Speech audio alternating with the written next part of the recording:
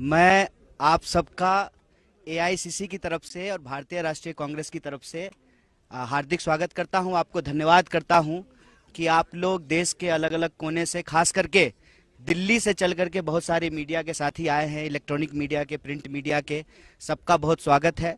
जैसा कि जयराम जी ने कहा कि हमारी भारत जोड़ो न्याय यात्रा शुरू हो चुकी है।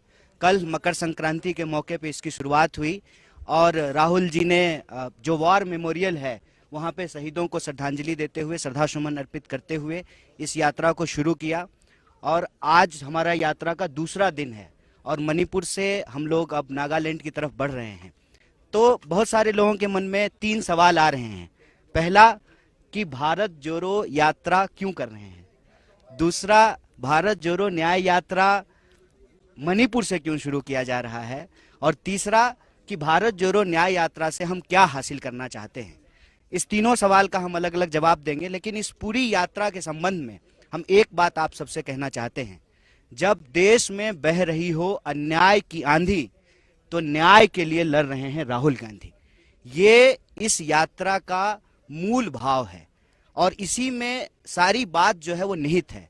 जैसा कि आप सब जानते हैं कि ये यात्रा मणिपुर से इसलिए शुरू की गई है, 8 महीने हो गए हैं और मणिपुर में आप सबको ये अनुभव हुआ होगा, ये कांग्रेस पार्टी का दुष्प्रचार नहीं है, हकीकत है कि इम्फाल के ड्राइवर जो हैं वो आपको कानकोपी नहीं आ रहे हैं, कानकोपी के ड्राइवर जो हैं वो इम्फाल नहीं जा रहे हैं। ये कांग्रेस पार्टी नहीं बोल रही है। कांग्रेस पार्टी जब पार्लियामेंट में सवाल को उठा रही थी कि प्रधानमंत्री जी को मणिपुर पे जवाब देना चाहिए, देश के गृह मंत्री को इस मणिपुर के हालात पे जवाब देना चाहिए, तो आप देखिए कि किस तरीके से विपक्ष को बदनाम किया गया। तो राहुल जी उस वक्त आए और राहुल जी देश के प्रधानमंत्री नहीं थे, राहुल जी देश के प्रधानमंत्री, वो उस हालत में सुरक्षा का तमाम हवाला देते हुए उनको रोकने का प्रयास किया गया। उन्होंने कहा कि जब देश के लोग मर रहे हैं, जब मणिपुर के लोग मर रहे हैं तो हम उनके बीच में जाएंगे।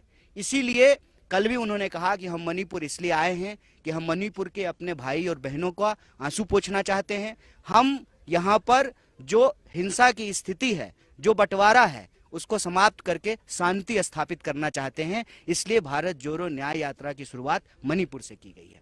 दूसरी बात कि बहुत सारे लोग कह रहे हैं कि न्याय की जरूरत आज पड़ी है। नहीं, न्याय की जरूरत हमेशा से है, इसीलिए न्याय की बात हमारे संविधान की प्रस्तावना में कही गई है।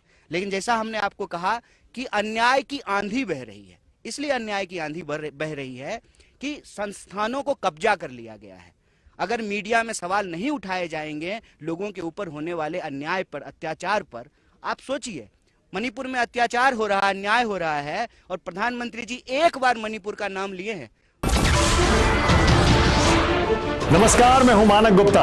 अगर आपको हमारा ये वीडियो पसंद आया हो तो इसे लाइक और शेयर जरूर करें, और हां, हमें सब्सक्राइब और फॉलो करना ना भूलें ताकि आप देश और दुनिया की कोई खबर मिस ना करें।